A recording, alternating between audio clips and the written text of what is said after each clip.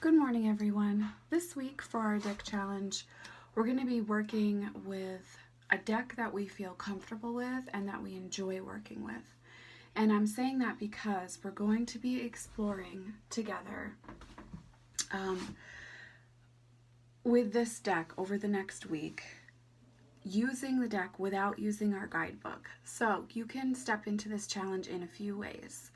If it feels too scary to not use your guidebook at all for a week, then what I would say is look at your guidebook last, as far as when you are doing your daily draw or if you're doing a spread for yourself over the next week. Use the guidebook as your last tool before you finish your session for yourself or for someone else if you're practicing reading for others.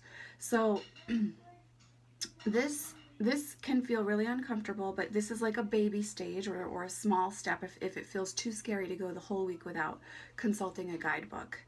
So if you feel that you can step into this, then this is going to be a whole 7-day period in which you're not consulting a guidebook. So you'll be using your deck completely intuitively. And because you have worked with the deck before and you've probably read the guidebook for your deck, you are just drawing on the knowledge that the guidebook contains as well because you've taken it in also. So it doesn't need to be something that's stressful. This is enjoyable and it's just stretching that intuitive muscle for you and letting that expand a little bit more and playing with this. So your daily draws will continue, and you can definitely do a spread based on just using your intuition. So you can set up a spread that is focused on expanding the intuition, or you can set up a spread with maybe different questions than you normally would, or looking more deeply into the psychic or intuitive side of your nature through spreads. So that's an option if you would like to do that over this next week as well.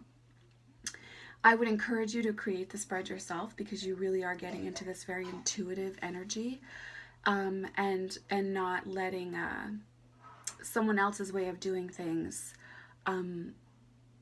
shift how you would do something. So this is a real exploration of your gifts and your tools and how you connect with them, and really allowing yourself to be led by them and not taken over or doubting them because someone else does something differently or is recommending something differently. What I would encourage you to do for your main exercise this week, so daily draws will continue, journaling or recording or however you want to do your daily draws, and doing some journal work with your deck is wonderful as well, and I'm really recommending that this week. I'm encouraging you to do a daily draw 7 days a week, really paying attention to the information contained in the daily draw that shows up for you and how you can interact with that throughout your day. And then as our creative exercise this week with our deck, we're really going to be journeying into a card. So I want you to choose a card that either one you feel called to choose or one that you're really, really drawn to and that you want to spend more time with. And then setting up sacred space, giving yourself at least half an hour for this if possible. You know, do whatever feels right for you to get into sacred space, and then have the card in front of you. Look at the image, commit the image to memory as well as you can, and then allow yourself to enter into a calm, relaxed, meditative state, and then step into the card itself and allow the journey to take you from there. So if this feels scary and you're new to this, when you step into the card using your imagination, intuition, first pay attention to what you see, what you're experiencing, and then allow yourself to kind of expand the vision past the borders of the card. So now that you've stepped through the border of the card, what's behind? What's the landscape of the card itself? And kind of allow yourself to explore that, and then see where the card will take you. You might go on quite a journey. You might stay in that scene.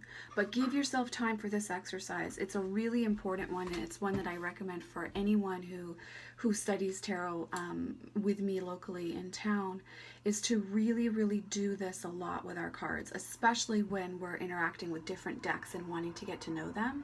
And also, if we're feeling like we keep getting the same card over and over, but we're not understanding where the wisdom is within the card for us. So this is something that's really effective and powerful. You can do this once this week, and if it feels really good, try doing it twice. And at that time, you can decide, do you want to use the same card, or do you want to try a different card with a meditative journeying? It's a very effective way, at least for me, of connecting with my cards, and also really getting comfortable with my intuition and how it's trying to communicate with me consciously, and ways that I might avoid hearing it, but when I'm working with it in this way, so no guidebook, no safety net, and stepping into the card and exploring that way, it's very, very powerful and helpful. So this is going to be a pretty expansive week for you. Step out of your comfort zone a little bit. Try not to use that guidebook.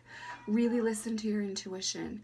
Pay attention to how your intuition is interacting with you, so that you can, when you get that hit, recognize it and pay attention to the message that's trying to be shared with you. You may find that different deities show up through the card that you're meditating with as well, and welcoming them in and walking with them for a time right now might feel really beneficial for you too. I'm going to be using the Chicoli Tarot this week for these exercises. This is a deck that really speaks to my unconscious and the dream time, and is really powerful for this type of broad scope intuitive work, and I rarely consult a little white book for that deck now that I've read it over once. It's much more about my relationship and interaction with that deck, as well as our traditional tarot symbolism. That's very, very powerful. So I will be using the Chicoli deck. I had a wonderful week with the Mary L Tarot. She just is so kick-ass. And I know some of you also decided to use the Mary L too for this more heavier shadow work week that we just finished up. It's a very, very powerful deck for that, and really, really kicks your butt in a loving way, but doesn't let you hide from things. So the Mary L is very, very, very special, and I love that deck. And I'm equally as excited to work with the Chicoli Tarot this week. Again, another deeply intuitive, just filled with symbolism, beautiful, but with that layer of depth and darkness right underneath the surface that's really, really powerful. So please let me know how it's going for all of you. If there are some questions I can answer over the next week, if there are any concerns you're having or worries that are showing up for you, I'd be happy to help. And I'm sending you all much love and many blessings. I'll talk to you soon. Bye.